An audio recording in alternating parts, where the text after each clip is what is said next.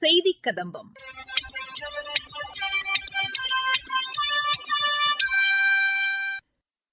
இன்றைய செய்திக் கதம்பத்தில் கோவையில் நடைபெற்ற மனித விலங்கு மோதல் குறித்த தேசிய கருத்தரங்கில் மத்திய சுற்றுச்சூழல் துறை இணை அமைச்சர் திரு கீர்த்தி வர்தன் சிங் பங்கேற்று ஆற்றிய உரை, திருப்பத்தூரில் பிரதமரின் வித்யாலட்சுமி கல்வி கடன் திட்டம் சிறப்பாக செயல்படுத்தப்பட்டு வருவது குறித்து எமது செய்தியாளர் வழங்கும் செய்தி தொகுப்பு மற்றும் மத்திய அரசின் சமூக வலைதள பதிவுகள் உள்ளிட்டவை இடம்பெறுகின்றன.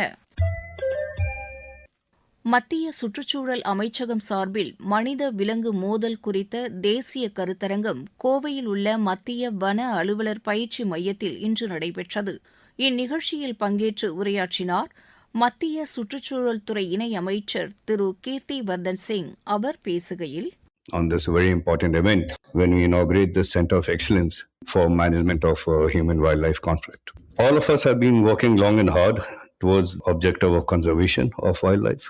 Conservation efforts have resulted in a high numbers of our endangered species. We have managed to save them, and it is a great success story that we often talk about it not only in India but in international forums also. Under the guidance of our Honorable Prime Minister, now we have come down to very specific programs, policies for conservation. Action plans for habitat conservation, for species-specific flagship programs, reintroduction of species such as the cheetah, and also conservation of the great Indian bustard. These are initiatives that have really set apart our conservation efforts in this country. It is a very important step taken to standardize a platform for real-time incident reporting, hotspot mapping, and also evidence-based policy formulation that will be required if you have to face these challenges successfully. There will be a national workshop on human-wildlife conflict today, and this is a good opportunity to exchange knowledge, share experience, also the best practices from our policymakers, researchers, and the field workers. Environment today occupies a very important place in all international forums, from the UN to many other bodies. In the past decade, we have achieved great success in making much better relations with other countries in the world. Our foreign policy outreach has resulted in showcasing India's economic force. Environment has become a very important factor in soft international diplomacy. International Solar Alliance or International Big Cat Alliance or CDRI, Lead IT, these have propelled India onto the center stage of environment and conservation. And even the steps that we take in our country today for mitigation of human-wildlife conflict, these examples are, I think, one of the leading examples in the world.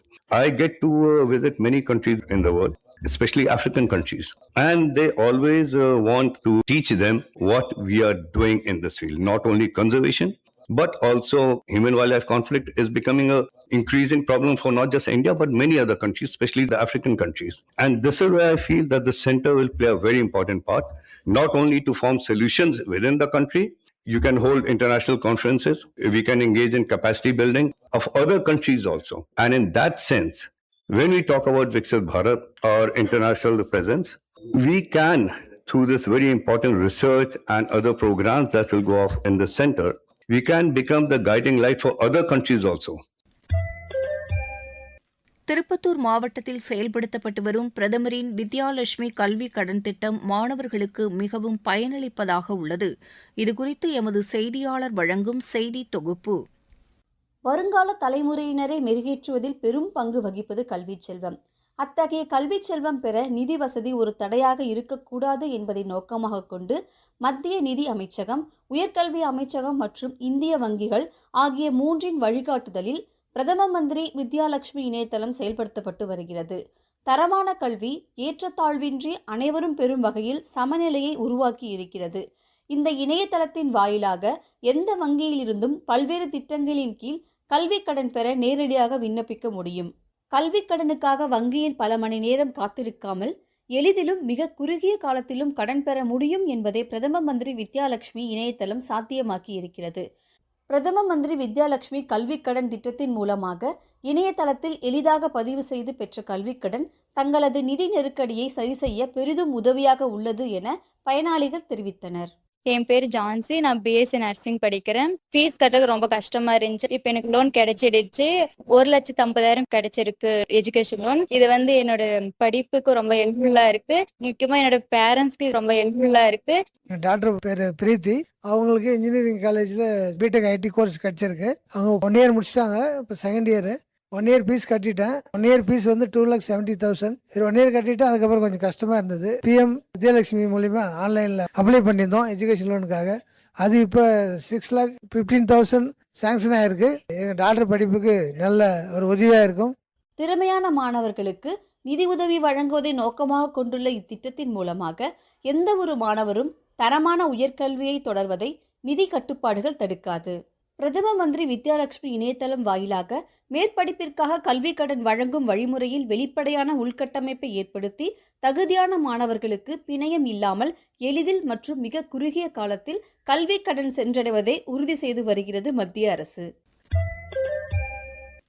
Nagai மாவட்டத்தில் பிரதமரின் பயிர் காப்பீட்டு திட்டத்தில் விவசாயிகள் வரும் 31ஆம் தேதிக்குள் பதிவு செய்து கொள்ளுமாறு மாவட்ட நிர்வாகம் கேட்டுக் கொண்டுள்ளது. இதுகுறித்து எமது செய்தியாளர் தரும் தகவல்கள்.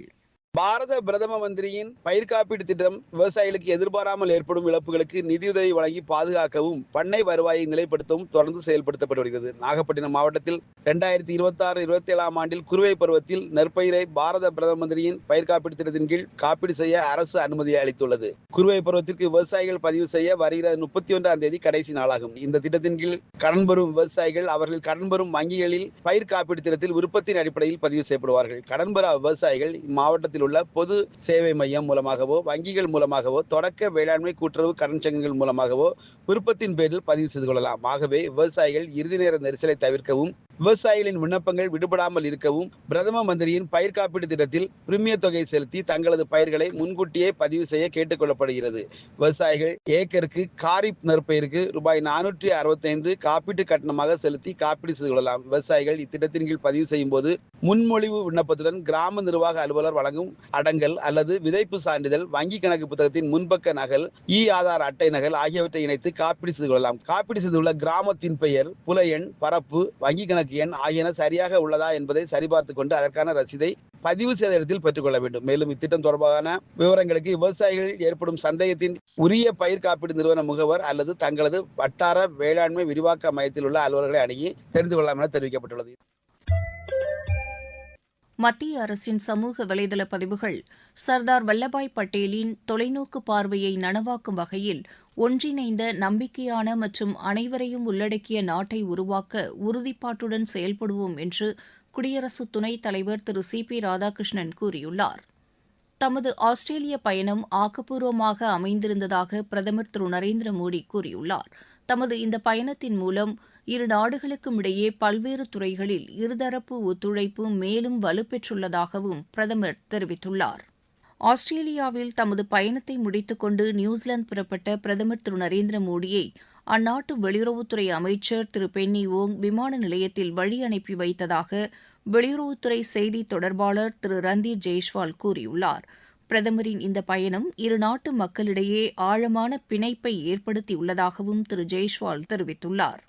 மீன் உற்பத்தியில் உலக அளவில் 2வது பெரிய நாடாக இந்தியா உள்ளது என்று தகவல் ஒலிபரப்பு அமைச்சகம் தெரிவித்துள்ளது. கடந்த 10 ஆண்டுகளில் மீன் உற்பத்தி 106% அளவிற்கு வளர்ச்சி அடைந்துள்ளதாகவும் அந்த அமைச்சகம் தெரிவித்துள்ளது.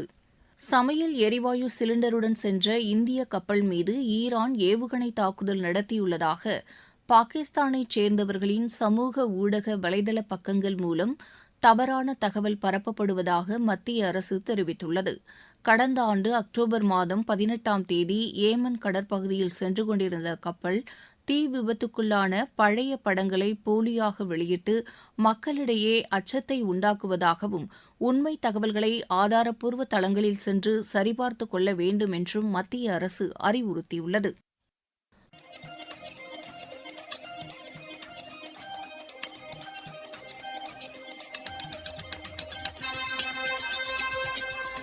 இத்துடன் இன்றைய செய்திக் கதம்பம் நிறைவு பெறுகிறது.